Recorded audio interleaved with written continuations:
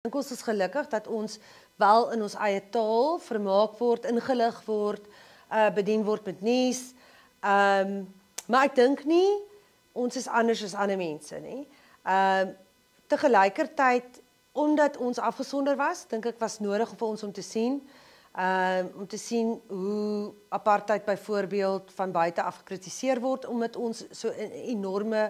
borrel geleef het en kon leef. Ek meen, dit was natuurlijk nog steeds gemonitor wat ons gesien het, wat ons nie gesien het nie, maar TV het definitief die wêreld nader na ons toegebring. En ek dink, wat ook wonderlik is van televisie, dit het kleiner gemeenskappe en kleiner lande soos ons 'n stem gegee, in ons eie gemeenskappe wat massa mark was, wat baie mense kon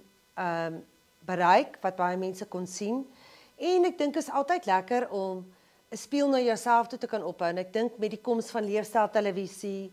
aktualiteitstelevisie, was dit essensieel vir ons om onsself op televisie te sien, ons eie stories te sien,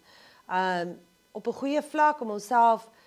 te vier, maar ook om onsself dalk van nader te beskou.